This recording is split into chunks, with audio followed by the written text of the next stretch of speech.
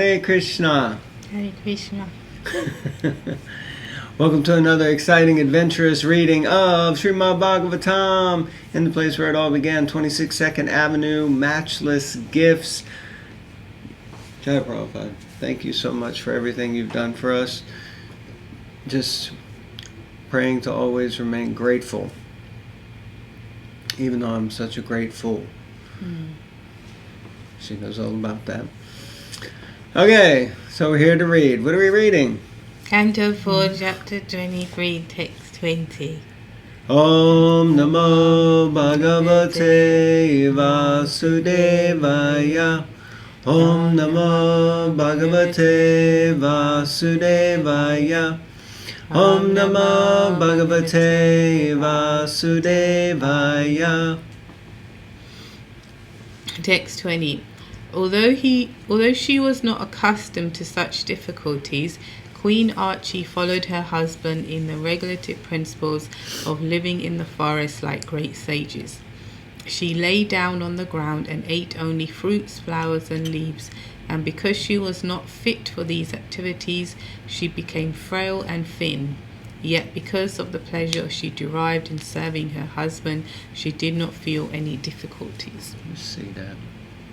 Purport. The words Bharto Vrata Dharma Nishtaya indicate that a woman's duty or religious principle is to serve her husband in all conditions. Sorry, hold on for 1 second. Can you read that again? Now, in Vedic civilization, a man is taught from the beginning of his life to become a brahmachari.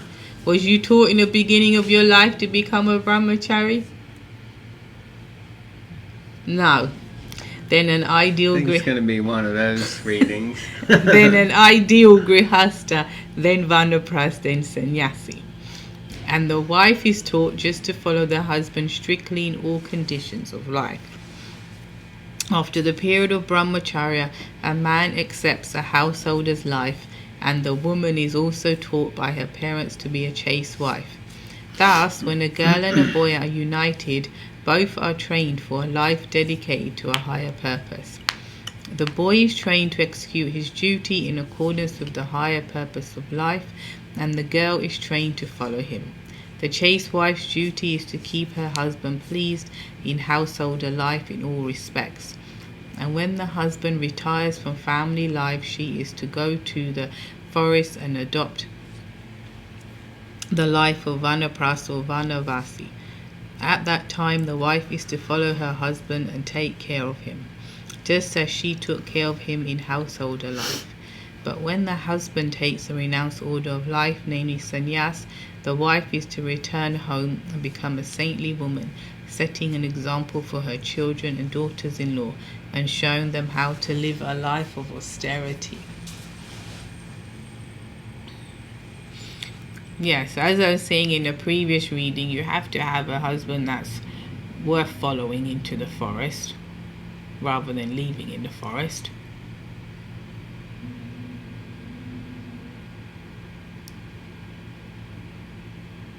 At the end of your commentary? Now there's a dramatic pause. That was a little too dramatic.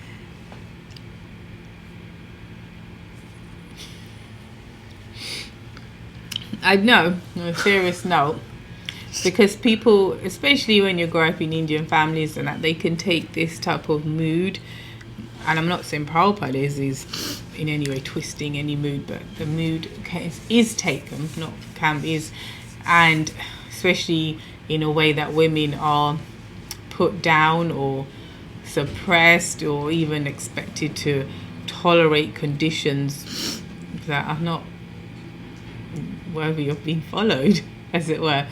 No, you got to be like this. Don't say anything. No, you can't. You don't have a voice.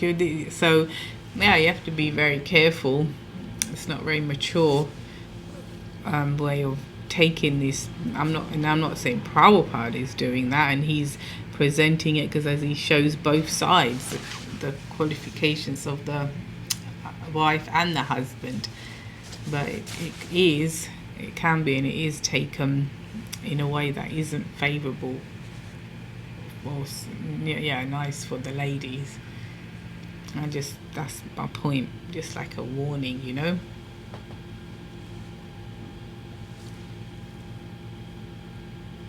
Commentary finished, or is that another dramatic pause? Commentaries finished, followed by a dramatic pause. Mm-hmm. So it's interesting to place such conditions on certain things. I mean, I definitely get the point that so many things are open for abuse. We were just hearing the other day how basically more or less out of scripture you can kind of screw out any sort of thing that you would like to see or have manifest. At the same time, it's like saying, oh, because they don't follow the law, I won't follow the law either. Then when I get arrested, I say, oh, but they weren't following and you didn't arrest them. And the police officer's going to say, I didn't catch them, I caught you because you were breaking the law.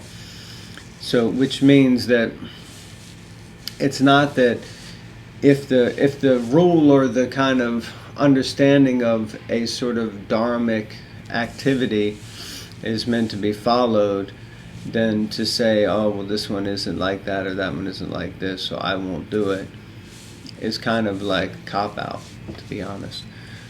So it's we all have our certain responsibilities, but if someone else isn't following their aspect of the responsibility, in one sense it doesn't necessarily negate still our responsibility, like that.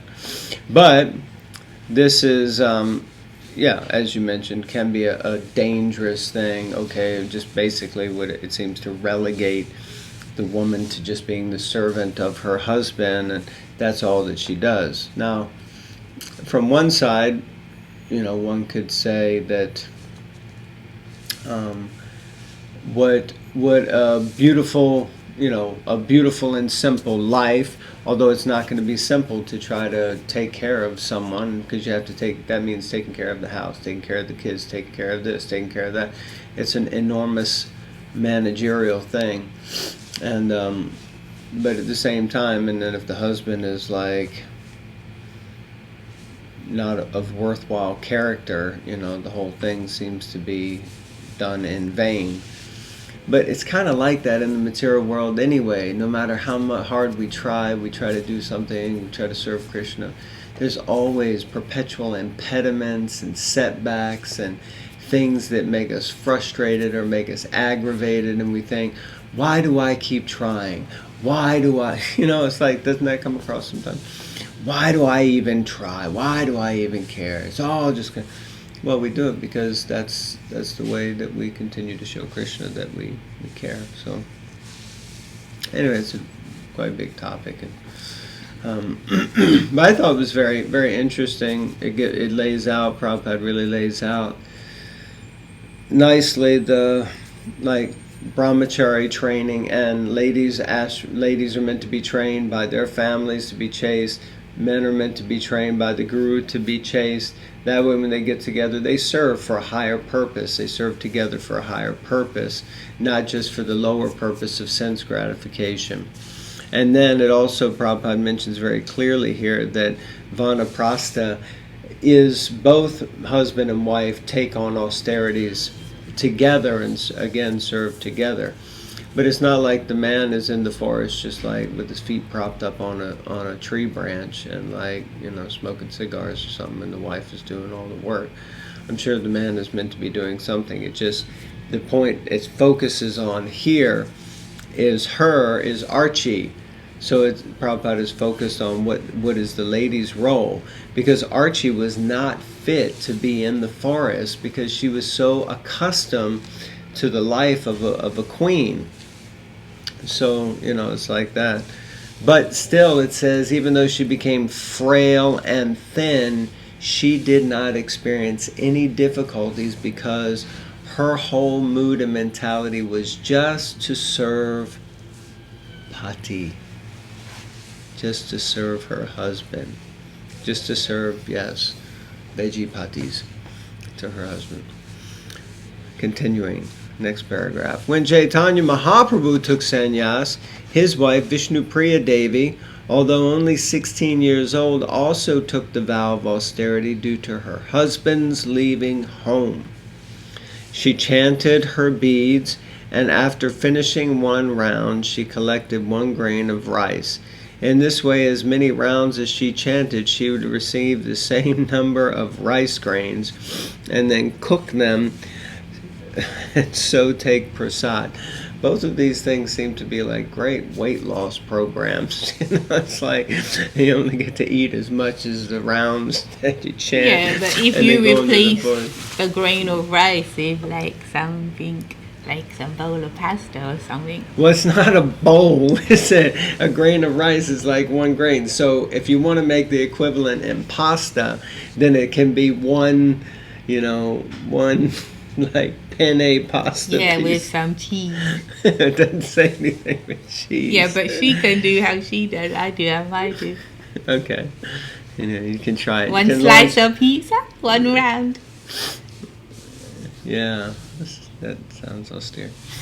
This is called austerity. Even today in India, widows or women whose husbands have taken sannyas follow the principles of austerity, even though they live with their children. Prithu Maharaj's wife, Archie, was steadily determined to execute the duty of a wife.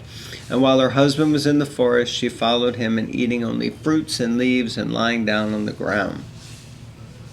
Since a woman's body is considerably more delicate than a man's, Queen Archie became very frail and then became very frail and thin. What did I say? You didn't say that bit. Became very frail and thin. Parikarshita. When one engages in austerities, his body generally becomes lean and thin. Becoming fat is not a very good qualification in spiritual life. Oh no. Because a person who's engaged in spiritual life must reduce the comforts of the body, namely eating, sleeping, and mating to a minimum. Although Queen Archie became very thin from living in the forest, according to the regulative principles, she was not unhappy. For she was enjoying the honor of serving her great husband. Well, there's a lot in there, isn't there? So much for your... Anti-women and anti-fat people. Yep, you can screw out whatever you like from anything, So, yeah, I think it's, not anti-anything. Anti-Annies. And not even anti-Annies. I think it's basically making some very powerful, important points that, if we have to be able to control the tongue. That's just Sevam Mukhehi Jiva Do. That spiritual life begins with the tongue, Srila Prabhupada says. You will all be surprised to know, Conway Hall, he said, you will be surprised to know that spiritual life begins with the tongue. So, in this way, it is the most voracious and difficult of all the senses to control. And because it has 2 functions, it has the function of talking, and it has the function of eating. So, controlling the tongue, and then eating, sleeping, and mating. Obviously, these things are the things that most people try to indulge in. If you want to have a good time, you eat. If you want to chill out, you sleep. And if you want to enjoy life, then you mate. So this is the goal, the 3 goals of modern civilization. Eat, sleep, drink, be merry, kind of thing like that.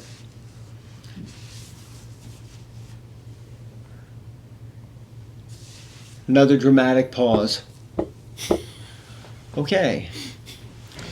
We could probably read one more, but maybe we leave it unless you want to read one more. Okay. I need to chunk some more rounds. Yes.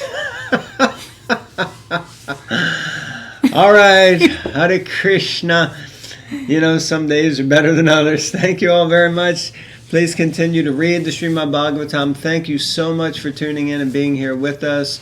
It really makes a difference in our lives knowing that you are here with us. Hare Krishna. Hare Krishna. Grantara Srimad Bhagavatam ki jai. Yes. Srila Prabhupada ki Yes. jai. Go Premanandi. Hariwa.